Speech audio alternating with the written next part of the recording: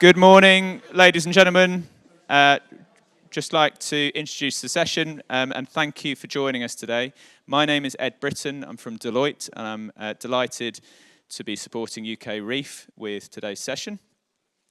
The session is called How to Avoid Greenwashing Claims on the Road to Net Zero. That's sponsored by Erwin Mitchell. And here we have Claire Patrica Riding from Erwin Mitchell who provide a bit of an intro to the session. Thank you. Thanks, Ed. Thanks actually for saying my name right. That never happens.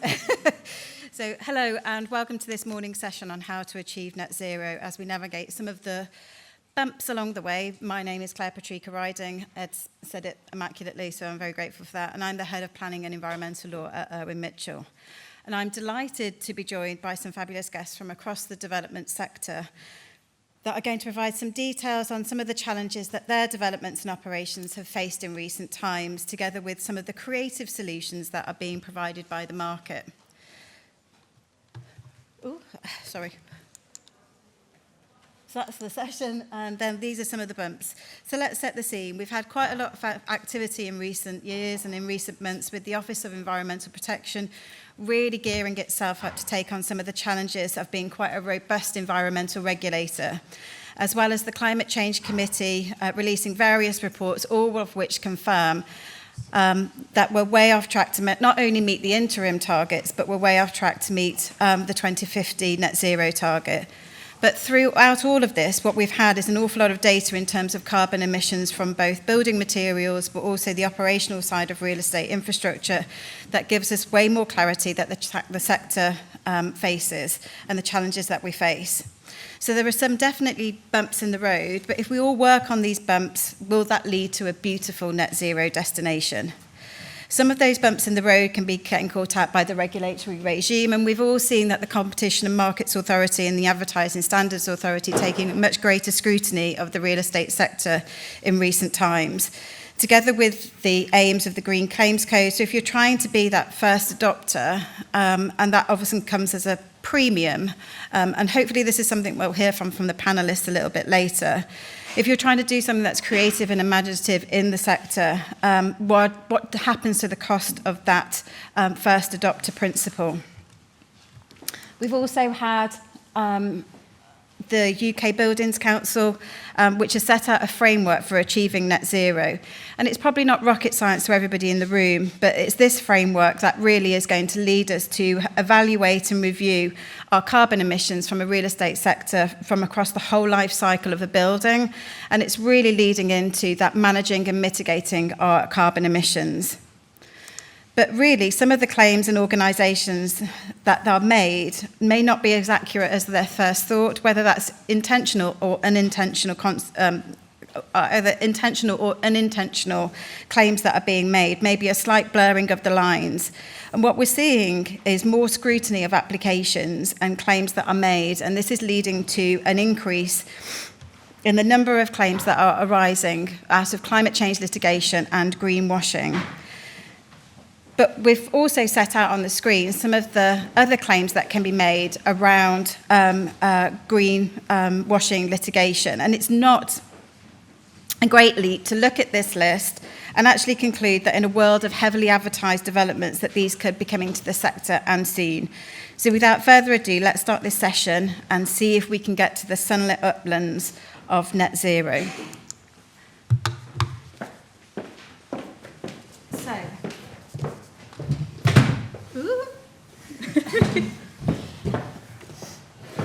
Can each of the panelists then introduce yourselves? And can we start with you, Faye? So, hi everyone, thank you for coming today. Faye Darcy-Dutton, ESG and Sustainability Manager at FEC. So we are a developer predominantly operating across the London and Manchester regions, specialising in residential, commercial and hospitality.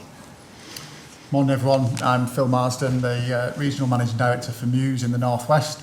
We're a national developer that specialises in mixed-use, long-term regeneration projects, typically delivered in partnership with someone, but usually a local authority.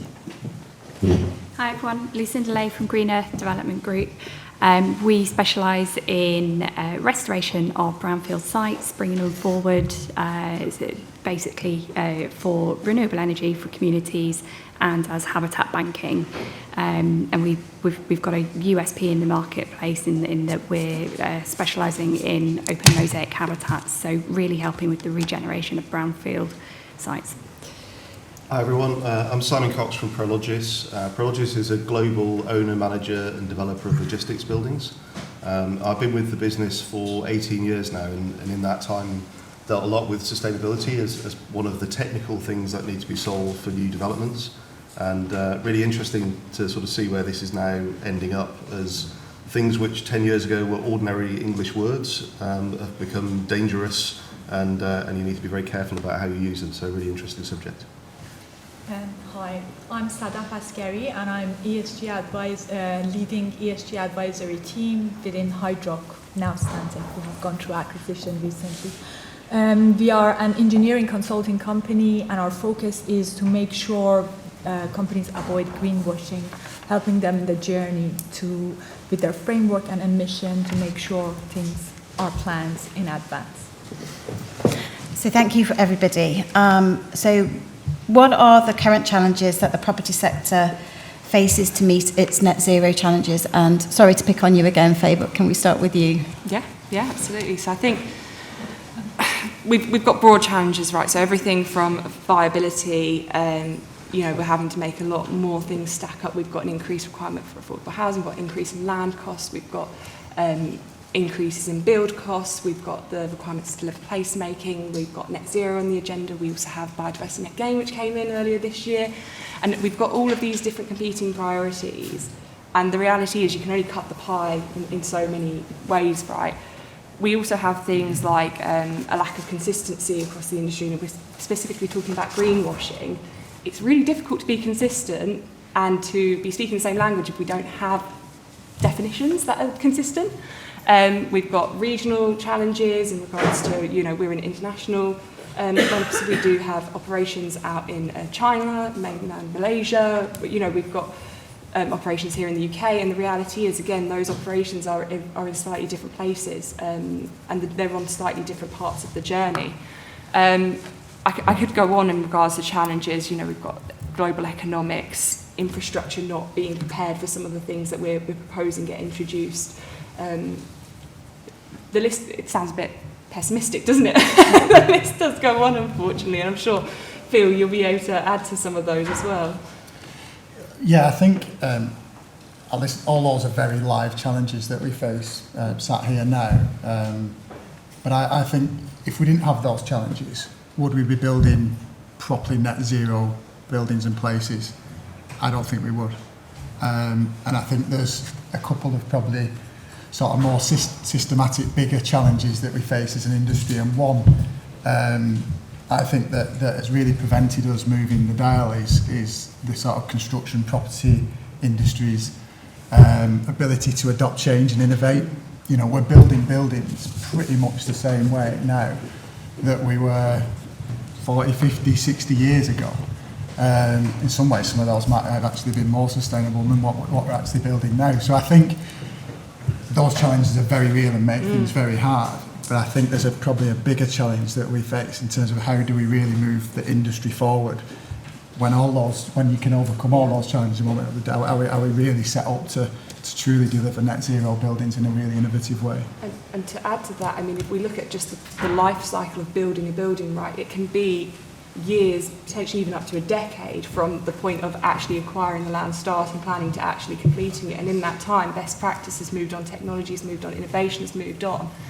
And do we have a kind of flexible enough system to allow those changes to be adopted as we go? Probably not in some cases. And I think that's also probably a real blocker for us. If you look at, say, the automotive industry, and you look at a car from 40, 50 years ago now to an electric vehicle, the change is massive, isn't it? And okay, not in a sustainability sense, but you look at your phone now compared to your Nokia that you had 15 years ago, it's a different thing. Look at the buildings; they're pretty much the same, aren't they? That is a really good point. Sometimes I do miss the old Nokia though. Snakes and ladders was the nickname, let's be honest.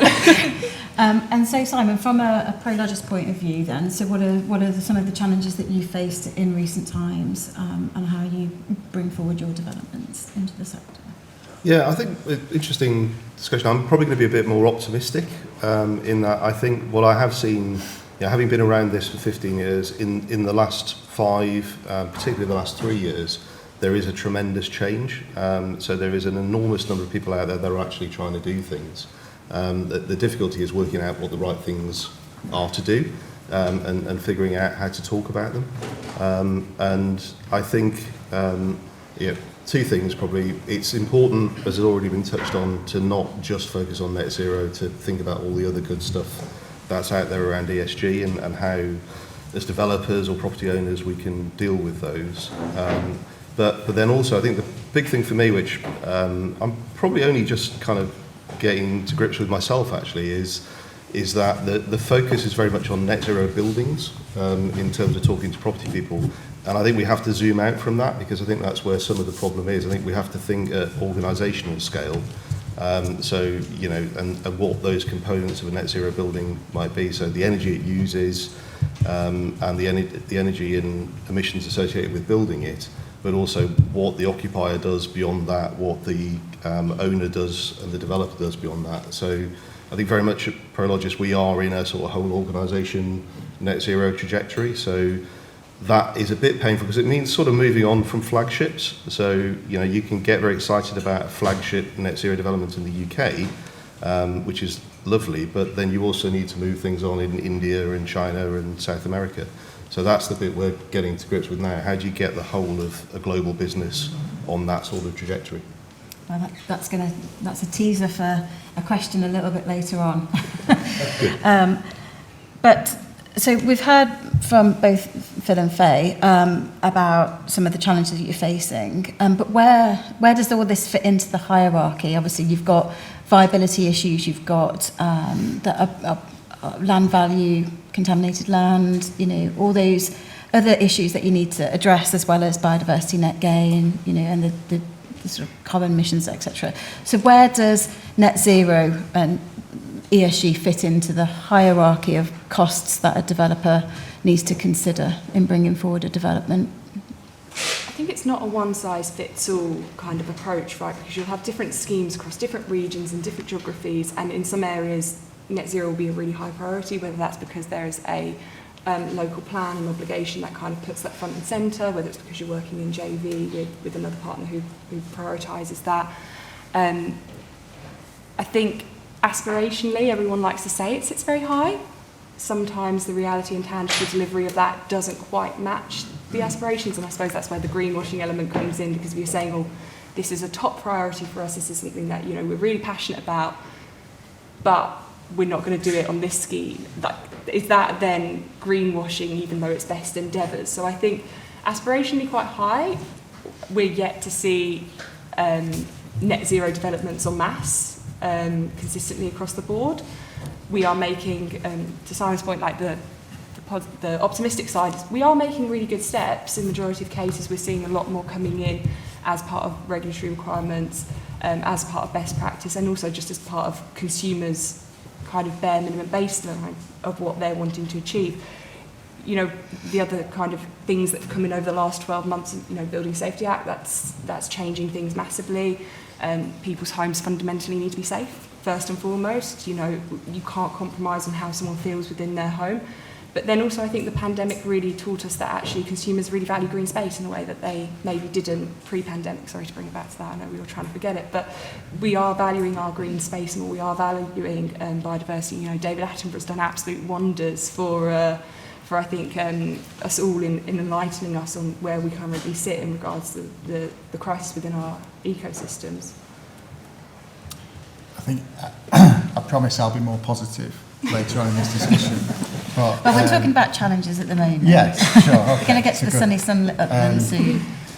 I think if you look, net zero is a priority for everyone, isn't it? Because that's how it's, but this feeds nicely onto the sort of greenwashing topic. Everyone sets that out as a priority, but the data says something else.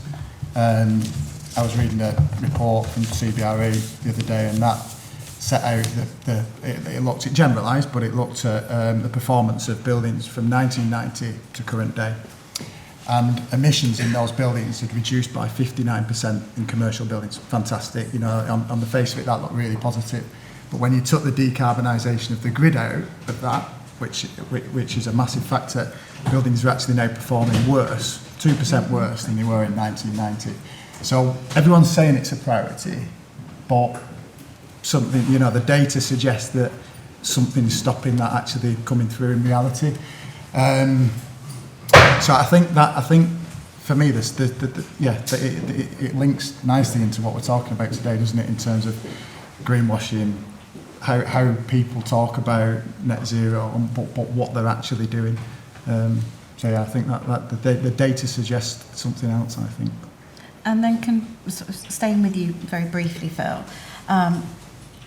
So when we're talking about the challenges and then sort of good practices to be adopted, is there any measure or is there any positive impact that can be done with joint ventures or, you know, liaising or partnering up with local authorities? I know that's something that Muse are quite keen with. So this is where I can become more positive now. We are doing some amazing projects, and I'm quite proud to say that we've got two particular schemes which I'll refer to, which we're delivering in partnership with Salford City Council. That's Greenhouse and Eden, and they have moved on massively from what we were doing 5, 6, 7 years ago. So Eden's net zero in operation. It's not net zero. Done pretty well on the embodied carbon, but it isn't net zero, and I'll come on to that later in terms of some of the lessons we learnt around the terminology of that. But it's much better than we've done before, and that's been done. And the other scheme's Greenhouse, which is fully affordable, 100 affordable passive house homes in Salford. The reason we've been able to do those schemes is because we've got a long-term partnership with Salford City Council. We've taken a long-term view, they've taken a long-term view. So there was some additional capital cost involved both of those schemes, but the partnership we've got there that looks at things over 15, 20 years means that capital cost can be dealt with because we're taking a view over a much longer period. That partnership working then has fed right through our supply chain in terms of the contractors we've worked with, the RP that's come in and bought Greenhouse, Salix, they've taken a long-term view. So that, for me, is a fundamental way of trying to address some of the challenges we've set out, is having long-term partnerships, and we've seen some real examples of that in what we've done. Great stuff. So we're not all completely negative. We've got some green shoots that are coming up here. So just then turning to you, Sadaf, how can we accelerate change without falling into some of the greenwashing issues? You know, where do companies begin to measure their baseline data, for example? I think you point out something very interesting. I think companies used to focus, I would say many of them has changed, focusing on the target without knowing where to start the journey. And the journey starts by knowing exactly the situation as now. You have to have proper data, which you would see that first thing I would say, what sort of data do you need? Are you only focusing on your operational carbon, or are you focusing on your whole life cycle assessment? But do you need to go beyond that and look at your whole organizational scheme? Doing that, you have to make sure that the data you choose can move to information. So that's what I just said, it's very theoretical. But this is what I mean. So you have direct and indirect emissions, you have value chain and supply chain emission, and you have to make sure you calculate them properly. By calculating properly, I mean that you're not only getting your finance data and you measure the carbon emission at the back of that. You need to make sure the data that you get and that the information you get from the carbon emission makes sense for having carbon reduction plan that is implementable. Not having that in place and setting a target may lead you to rebaseline every other year, may lead you to change your scenario planning as well. And then you have to have a scenario planning that corresponds to your business plan. If you know that your business is not able to achieve your goal, look at it again, find solution, look at it innovatively, and come up with multiple scenarios, and then choose the one that corresponds with your implementation program. And I feel like not having that may lead to greenwashing. And that may be unintentional, but you haven't followed a protocol. And there is a protocol that needs to be followed for net zero. And then Simon, sort of leading on to that, and obviously you've spoken before about how you deal with it from emissions from a global perspective, but from an operational perspective, moving on from having those flagship developments. So what can you bring in terms of overcoming some of the challenges? You were quite positive before, so I'd like for you to take that positivity. Yeah, no, I'm generally pretty optimistic, so I'll try and stick with that. I think the accelerating bit is interesting. I mean, it's really about actually getting going, I think, in still in a lot of cases. And in order to do that, people need to move beyond seeing it as a one-off or a competitive advantage thing. You know, I'm going to do this thing here, and they need to systemize it and make it a whole business. And then the expert advice really about how you go about this and you avoid that greenwashing pitfall starts to become clear. So we've worked with SBTI. It takes a long time to figure out what your scope should be, what your footprint should be, and how you define it, and to build a strategy, and then ultimately to get that approved by SBTI, which we've now finally managed to do. And they're the absolute gold standard. But there's plenty of other organisations out there that can guide and inform people on a smaller scale. But actually getting into that mindset where you take this on as a whole business task, and you move beyond those shiny things and just make it part of what you do, that's the way to get to the right place. And then once you're on that path, it will, find its own way of speeding up as you start to galvanise the organisation and get everybody behind you. Great stuff. And then, Faye, when we met, we spoke about how you measure carbon emissions and sort of what that might look like from both a building and operational point of view. But we spoke about certifications and the confusion that brings to the market.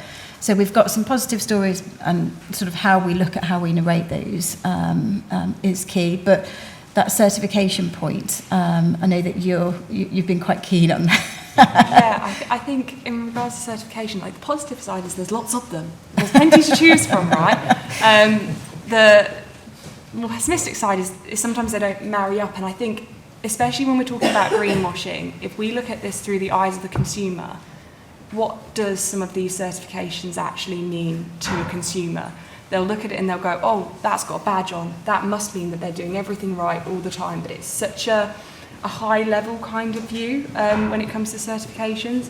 You've also then kind of got the interesting challenges of not all certifications cover every industry or every project specifically. And then there's kind of no table, if you like, of, well, this certification is very equivalent to this one, which is then very equivalent to that.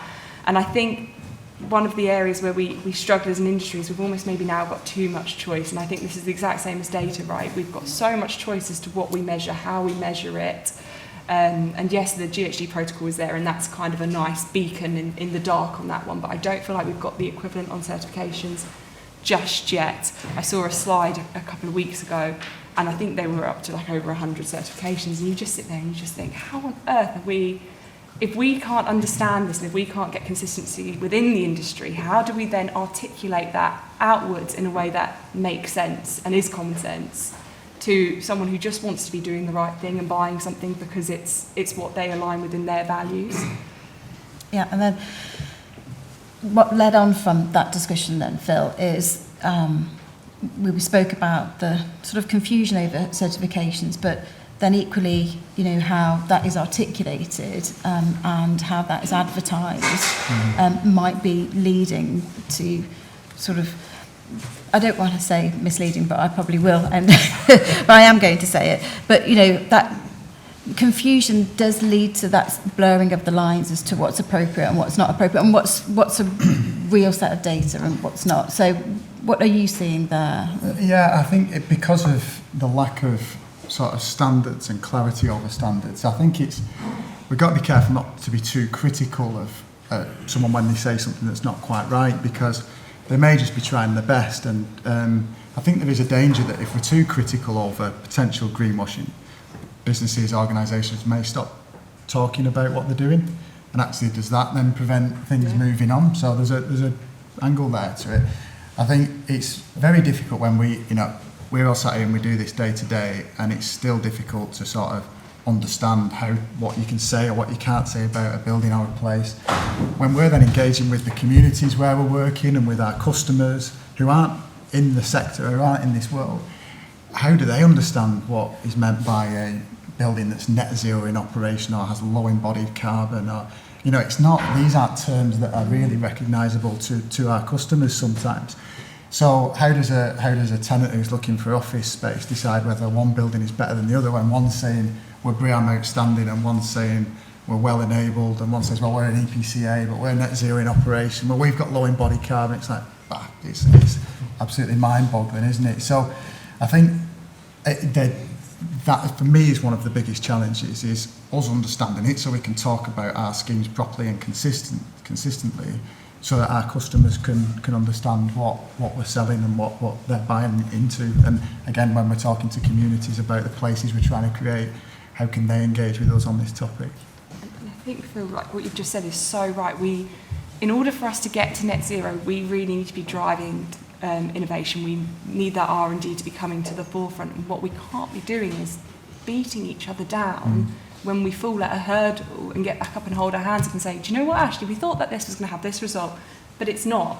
And we don't understand why. Can anyone shed some light on it? Instead of us all going, they did this and that's actually worse, it should be more of an encouragement, collaborative, collective effort. And I feel we're on that verge of cancel culture within ESG, and we don't need to go there. There's no need for it because it's not going to benefit anyone in the long run. Yeah, I think there is a balance on it where when we first started promoting Eden, we called it a net zero building, and I kicked myself in it because it wasn't. And I look back and I think we were trying our best. We weren't trying to mislead there. It's net zero in operation. Okay, it's not net zero.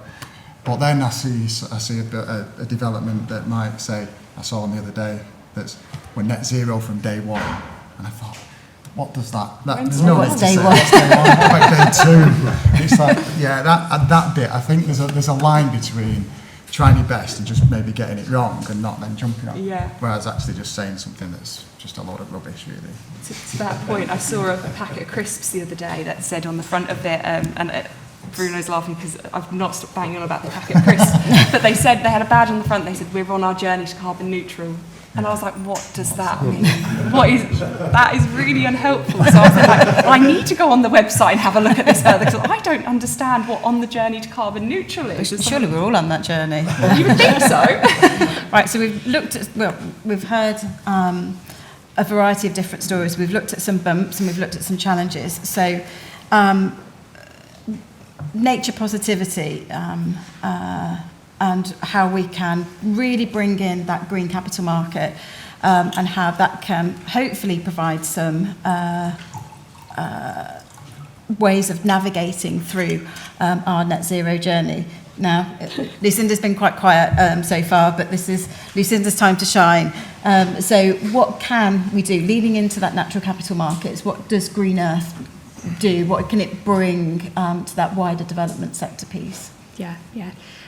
Firstly, I think it's amazing that we haven't mentioned climate change yet once. We've got to remember the bigger picture here in that, as a world unit, we've got a big challenge on our hands. And that's what we're trying to address. And sometimes we can lose sight of that through these certifications and focusing on the terminology of net zero or nature positive or what have you. And I think Simon's really hit the nail on the head in that we need to take a step back from the micro and look at it from a systematic perspective. Nature positivity is the new buzzword. So I'm here as your BNG expert today, but I've spent 15 years in energy and carbon, and I've seen a massive change in the carbon industry and how that's evolved over the past 15, 20 years. Nature is new, and it's got an opportunity to now set a new way of approaching things. So where we've got the TCFD, and you guys are going to get bored of acronyms and not knowing what they are, but this is the one where all the investors declare what their carbon impact is. You've now got the TNFD, where they have to declare their nature impact. Putting it at that level has been absolutely transformative, because at investor level, it sets a direction for what they will and won't invest in. That then filters down through into, the micro, into the developments and the building design and what have you. So I think the nature journey has really set a precedent for how it can be done. It's learned from 15 years of carbon, and now it's like, right, let's get it done, let's get it into policy straight away. So the Environment Act, it was all about protecting nature, and we're seeing that happen. We're seeing developments becoming unviable because they're on land which is, really, really biodiverse. So whilst it's frustrating to see a development not go forward, actually the Environment Act is working, and it's pushing us towards brownfield development. It's pushing us to look at the efficiency of the buildings that we have, pushing us to look at building upwards, really challenging us to be more effective with the way that we're developing and protecting our environment, because there is no point in having a building if people don't want to go and use it because it's too hot or it's flooded or they can't get in because there's transport issues. So it all has to work together. I could rant on forever about this, but I'm going to shut up there. I was about to say, please don't rant on forever. We've only got half an hour left. But if I'm okay to just stick with you for a little bit longer. Yeah, can do. So some of the projects that UKREiiF have been dealing with, and that wider portfolio management piece for clients, what innovative solutions are you providing, and what's the market doing? Yeah, so BNG has been a real challenge for developers. So UKREiiF Development Group has identified that there's a real push for development on brownfield, and one of the biggest issues with BNG is that brownfield that's been neglected for a long time has a lot of open mosaic habitat on it, which is irreplaceable. We have the opportunity to work with what we call the scars of the landscape, the old quarries, the old landfills, the sites that aren't developable. Let's return those back to nature, return them back to the community as well. So make them into really beautiful open spaces, both for nature, both for community. And then you can use that as your landscape scale offsetting for developing a brownfield site that is particularly challenging to develop on. So that's where we're trying to help developers, is to try and release that burden and create that open mosaic habitat solution. So yeah, that's what we're doing. Fabulous. And then Simon, that wider portfolio management piece then from Prologis' point of view, how do you deal with that so you don't end up with having some stranded assets or assets that aren't really meeting your or are not aligned with your ESG goals? So how do you manage that? Yeah, so I think there's a very ESG answer to that, which is, there are systems and methodologies out there that are evolving where investors are starting to judge what is or is not an asset that is at risk, and so we're working through the CREM pathways for the Prologis portfolio globally and trying to understand how that is. So that that's a very purist answer.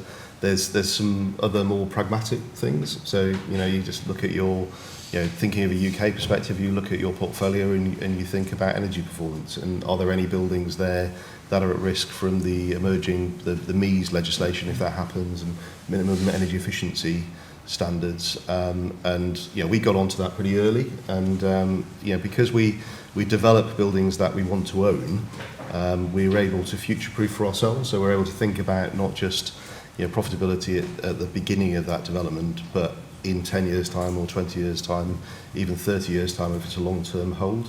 And so we early on got the structure and fabric right to make sure that we, if a building isn't an EPC A rating, when we get it back, it will be by the time we put it back on the market.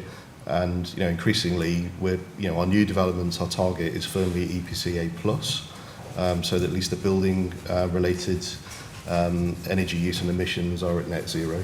And that's where we would strive to be for second generation, third generation coming back. So you can see how you gradually, over time, start sort of dragging up the quality of the built environment. And yeah, fortunately the asset class I'm in, which is logistics buildings, they're quite simple, low energy density buildings, so the path is pretty clear for us in terms of how we can get there.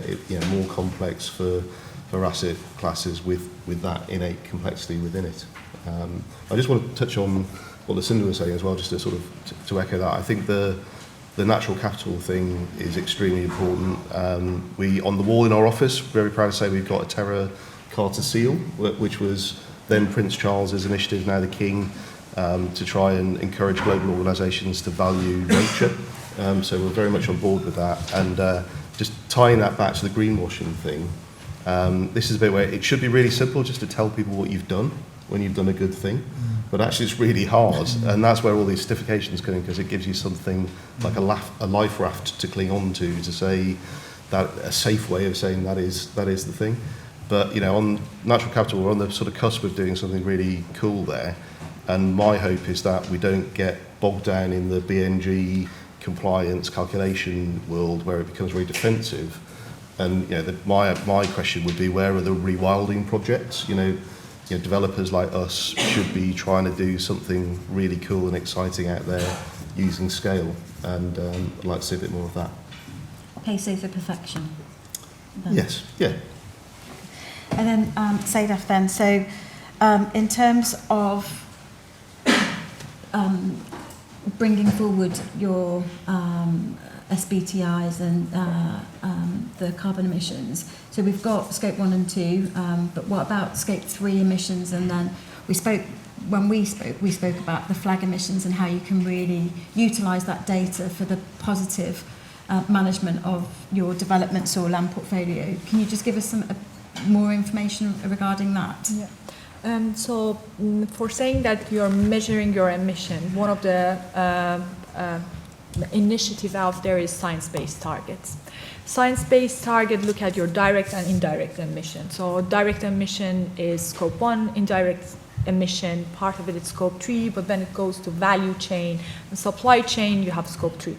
Scope 3 is a very big topic for property companies, because if they have occupier, leased assets is one of their main emitters, and they have to look at it. And they have to look at it not from assumption information, but making sure that they find a route to be engaged with their stakeholder, with their tenants, and be able to have actual data for the use of having a better net zero road mapping.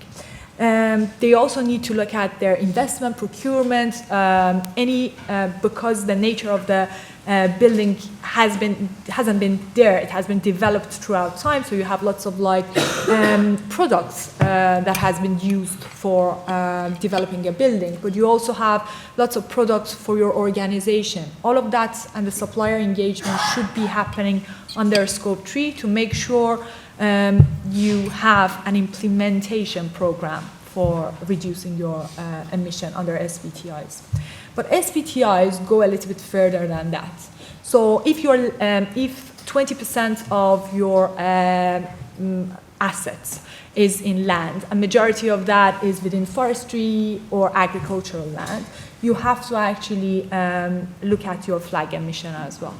It means that if you already have the land, or you are changing land use to anything other than agricultural and forestry, you have to look at what it is you're doing to that land. Is there, what's happening with the natural resources located there, but also what it is happening with the change of uses. Were you able to do it in the most climate-friendly way? If not, what was your proposition? And I think that's a route that's starting to be in place for multiple investors and developers. And they're starting to look at that. And I feel like this is a very good tool to avoid greenwashing. because again, as mentioned, there are multiple things in these sorts of protocols and initiatives that needs to be translated in a way that everybody could understand it. Hopefully we are now in the position as a consultant that can understand it and can apply it, and we are going through consultation, making sure that it is in a language that the user and occupier could understand it the same as well. So we can all do some sort of stakeholder engagement. So we as a consultant, you as an owner, the developer, all of us are in one place, making sure we have the actual data and not assumption data, making sure we know where we have to head for the next journey, and then doing it together. So I would say that that's the journey for science-based targets, and I feel like it's very important for property industry, and we have seen in the past 2 years that lots of company has started to embark their journey for SBTI. But again, I would say there are lots of acronyms, and we feel like the best way before going through embarking your journey for SBTs or anything else is to do ESG materiality assessment, meaning that you would understand for your organizations what are the KPIs that matters. So if legislation comes in the following years, you are aware of that and you are measuring the KPIs related to that. So for multiple ones like TCFD, as it mentioned, and soon it's ISSB, scope 1 to 3 calculation is part of the formula. But instead of just going through it, doing it first, when you know what is your ESG materiality assessment, you would choose the certification, you choose any framework that is more aligned to your journey and whatever legislation is in place for you in future. Thank you. And then decarbonisation, Lucinda. It's a sort of well, it's not sort of, it is a big topic. But when we spoke, we talked about how we could really lean into renewable energy and what that's teaching the sector, and also about how we can work on grid decarbonisation. So I know that you're quite passionate about that. So what would you say about those kind of plans? I wouldn't say passionate after 15 years of being in carbon energy. Slightly jaded, Well, I was about to say slightly browbeaten. I mean, it's frustrating, isn't it, the lack of progress we've made in 15, 20 years when we know what the problem is. One of the things that I want to highlight today for anyone who's not aware, there are some really fantastic projects out there, and one of them, we're up in Leeds, so we're up in the north. If you've not heard about HyNet, go and have a look at HyNet. Really brilliant collaboration, and it's all about partnerships and collaboration, and that is how we'll move forward. HyNet is about carbon capture, and I'm not going to pretend to be an expert on it, but essentially it's a number of different industrial processes, Tata Chemicals, a number of other big names in there, all party to this project and taking the carbon and shoving it under the sea.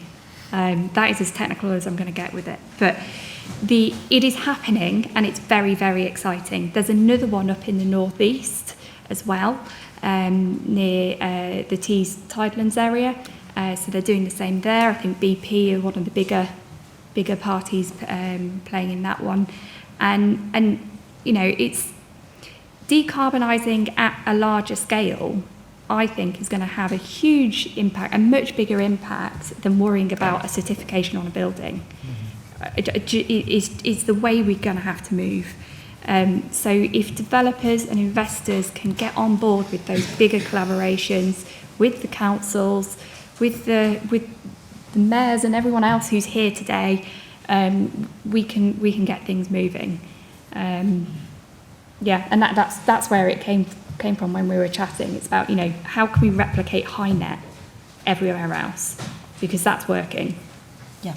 Well, that leads us nicely onto innovation then. So looking back at Phil and Faye, so who's driving change, and where are those innovations coming from a development point of view? If I can start with Phil. Yeah, I think who's driving change, from our perspective, that's our customers, particularly in the commercial sector. businesses generally want to work in more sustainable workspace.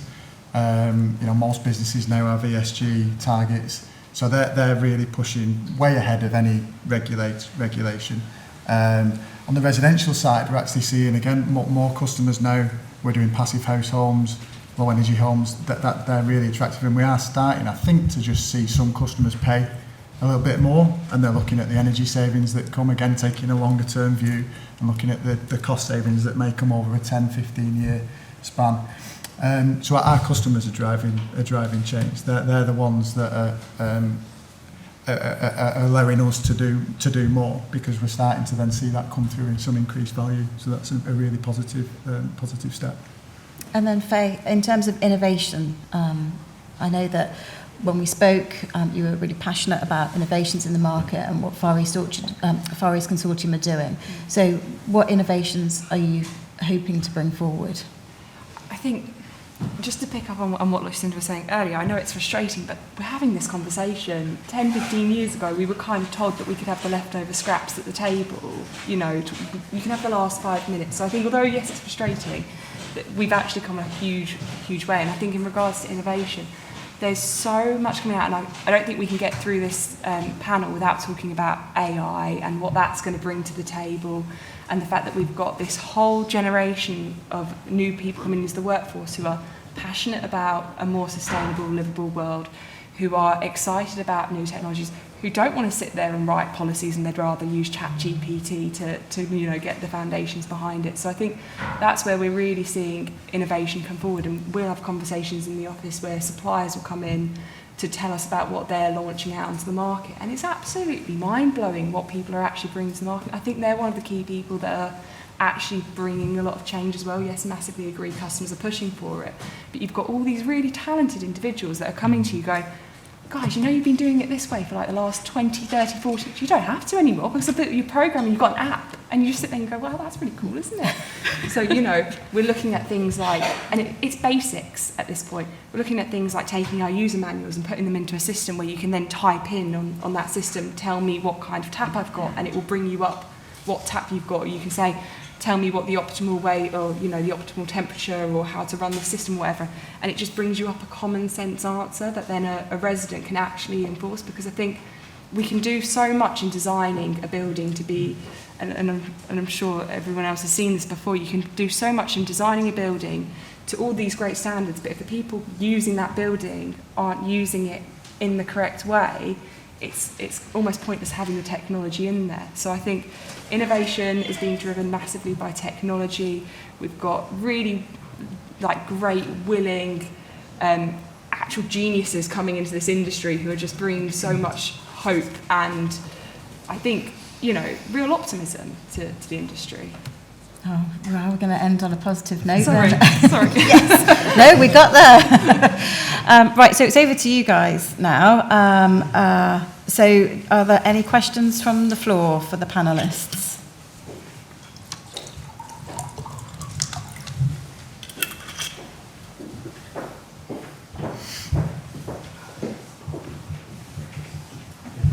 Hi, Stephen Oakley from BE Design.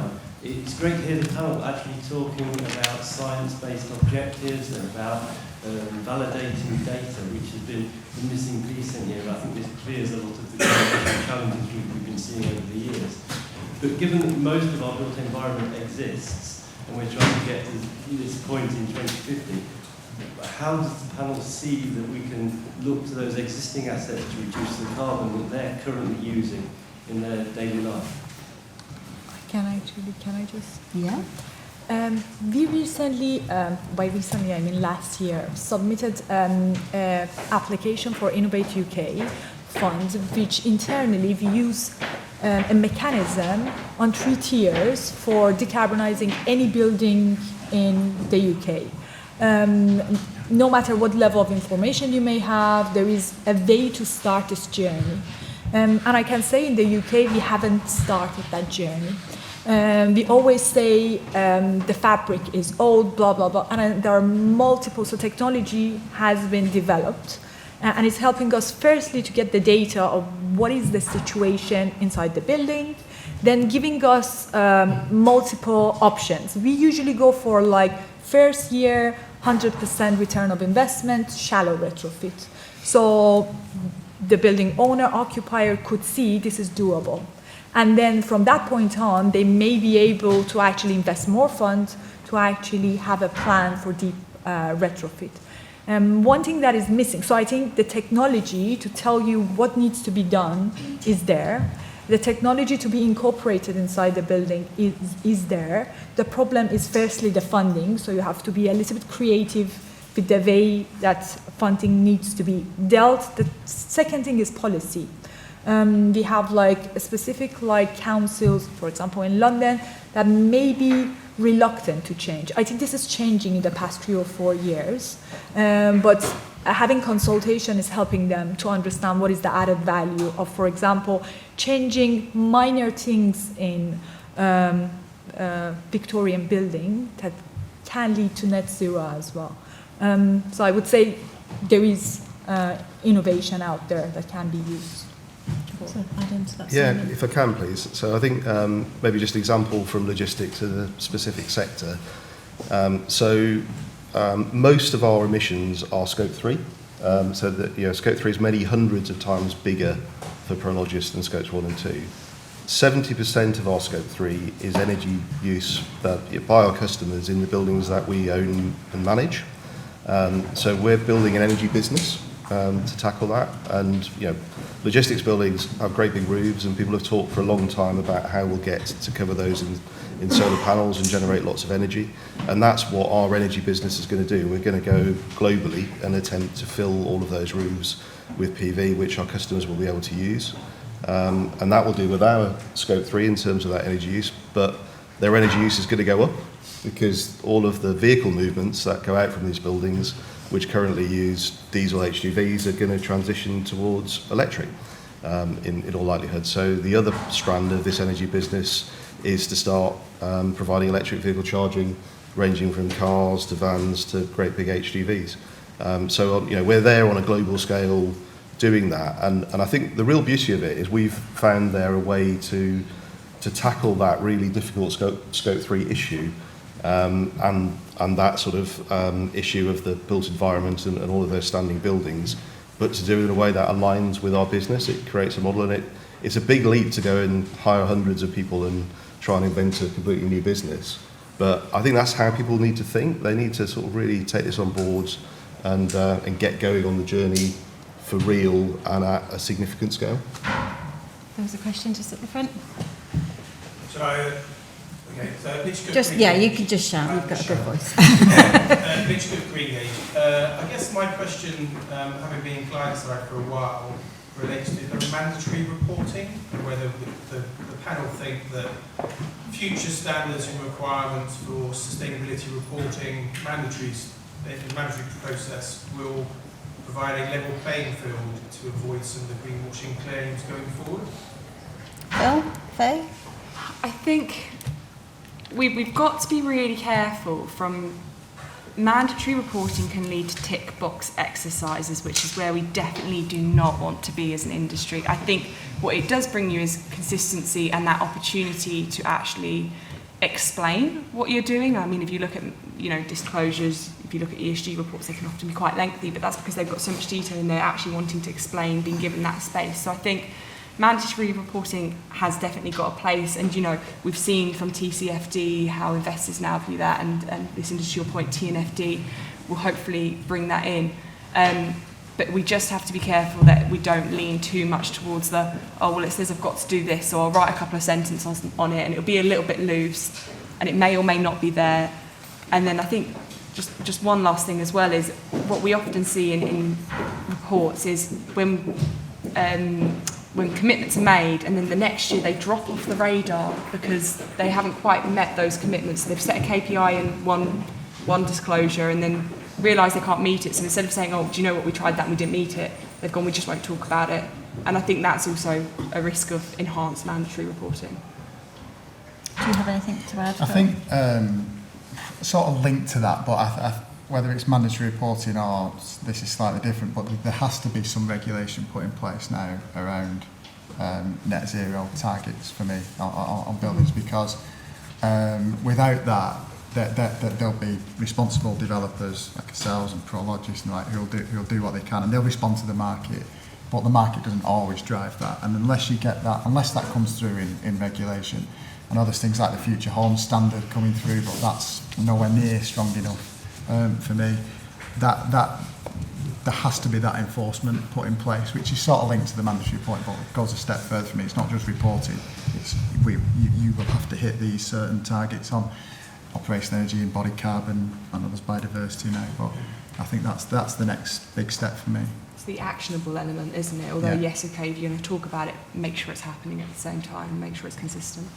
Maybe just add to that. I think ISO are kind of getting into this now, so that we'll have an ISO standard pretty soon. I think the thing for me, I think where I've got to is I think within 3 to 5 years, probably more 5, I think this is going to be so enmeshed with financial reporting for companies that a lot of these problems are going to kind of change. And I think it will be a bit like you say, that the greenwashing will disappear, but maybe people will start doing the wrong things because they sound right, and that's a danger. But this is just going to be really deeply ingrained in financial reporting.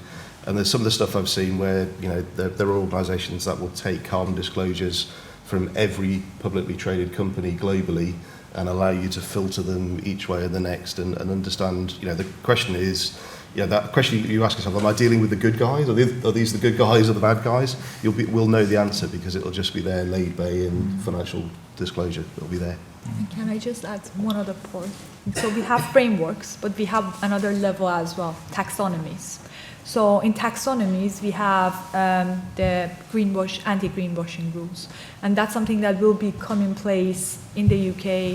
It has been in place in the UK and America. So we have like of EU taxonomy, SFDR, SDR, and their focus is to go beyond what you have to do and focus on what sort of activity needs to be anti-greenwashing and how to measure that. So, and it seems like they are incorporating all the frameworks before to make sure it has implementation program as part of that. Guy, I think you had a question. Yeah, just a question on collaboration, and the panel mentioned how significant it is to be able to work in collaboration with public sector bodies, and I know we've got an awful lot of councils represented here. I just wonder whether or not the panel have reflections on some of the challenges that those collaborations can present, and with the greatest respect, maybe some of the capability and manpower that the councils have to be able to deliver these collaborations successfully. I think it's getting more challenging for them, isn't it? Let's be honest with you.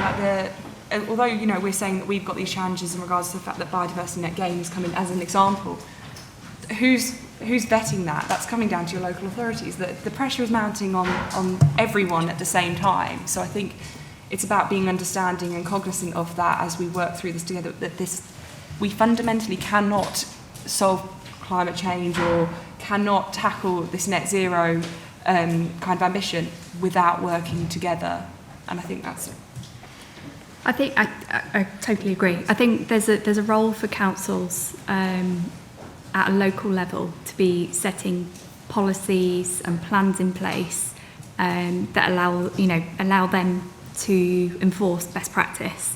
So we're working with some councils where they have a expectation that you will have a BREEAM excellent building. There are at least 3 LPAs who have a biodiversity net gain target well above the 10% and have done for years. Warwickshire Council has been doing biodiversity stuff brilliantly for years and years and years. So it is a real mixed bag. The challenges you've got is that it's slow, they're under-resourced, they've not necessarily got the clout they need to enforce things, to make sure that action is taken the other end. But that's where we need to work in partnership. So, the councils can be there to set the policy, set the direction, but then you need private sector to step up and support that. and things like BNG, developers will be expected, and habitat banks will be expected to pay for the extra biodiversity people that the planners, the local planning authorities are going to have to bring on board. The biggest challenge then is that we don't have enough ecologists, because it's been a sector that's been ignored for so long. But we won't get onto that. But it's a big challenge, but we need to work together. I know that there was a couple of other questions, but we are out of time, so sorry about that. If I can just get the panellists to quickly wrap up, and one piece of advice on the new government coming in. Sadaf, what would you say to the new government in one line? I would say coming up with action and implementation program, so people could understand what they are putting in.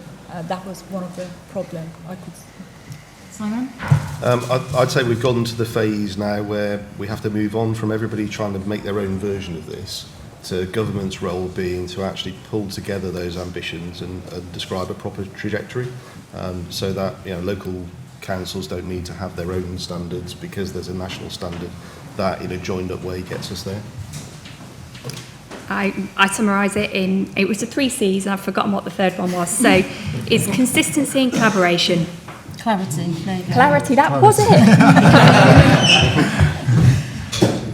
I think I would make a plea to the next government to say, that the current government's sort of watered down some of its sustainability targets and regulation and pushed those back.